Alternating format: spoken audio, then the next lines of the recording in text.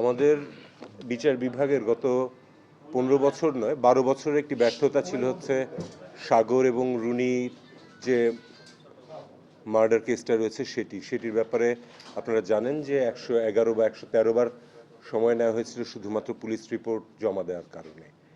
আমরা আমাদের প্রধান উপদেষ্টার জাতির উদ্দেশ্যে ভাষণ এবং আমাদের প্রধান বিচারপতিরও যে অভিভাষণ রয়েছিল সেখানেও এই মামলাটির কথা উঠে এসেছিল। তখন আমরা দেখি যে আসলে 2012 সালে একটি রিট পিটিশন ফাইল করা হয়েছিল যেখানে বলা হয়েছিল যে র্যাবকে তদন্ত করতে দেওয়ার জন্য, এবং শুধু তাই নয়, ওখানে তদন্ত করার সময় কাদেরকে জিজ্ঞাসাবাদ করতে হবে সেটাও স্পেসিফাই করে দেওয়া হয়েছিল। বিচারপতি এইচ.এম. শামসুদ্দিন চৌধুরী মানিক এবং বিচারপতি জাহাঙ্গীর হোসেন অর্ডার দিয়েছিলেন যে এটাতে তদন্ত করার সময় প্রশ্ন করতে হবে হচ্ছে আপনার অ্যাকাডেমিশিয়ানদেরকে, জার্নালিস্টদেরকে, এনজিওদেরকে, এবং এদের মাধ্যমে তদন্ত করার কথা বলেছিলেন।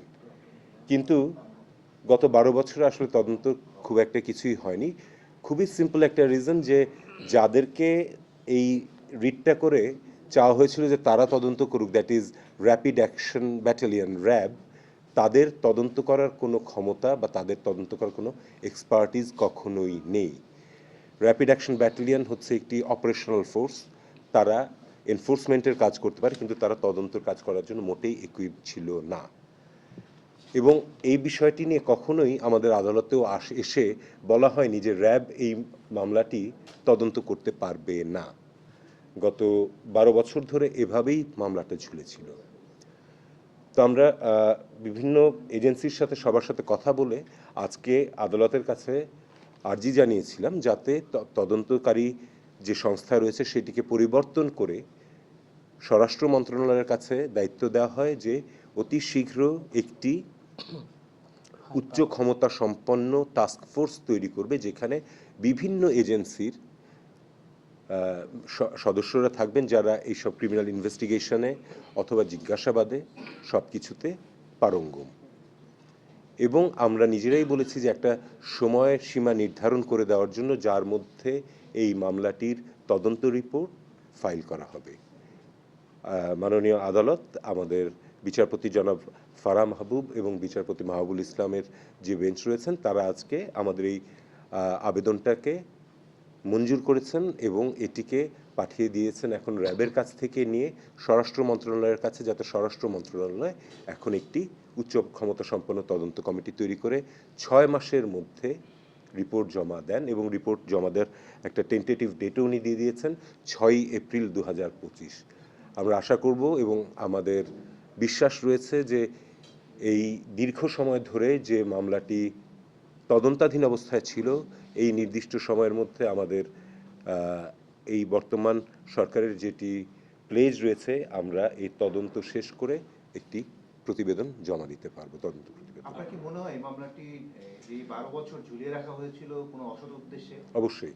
এটা একটু বলেন মানে এই রিটটা যখন করা হলো তখন এখানে দেওয়া হলো র্যাবকে, এবং আমরা আমাদের এই অ্যাপ্লিকেশনের মধ্যে বলেওছি যে তৎকালীন সময়ের অগণতান্ত্রিক সরকারের চাপের ফলে র্যাবের কর্তৃপক্ষ এসে কখনো হাইকোর্টে জানাতে পারেননি যে তাদের পক্ষে এই তদন্ত করাটি সম্ভব নয়।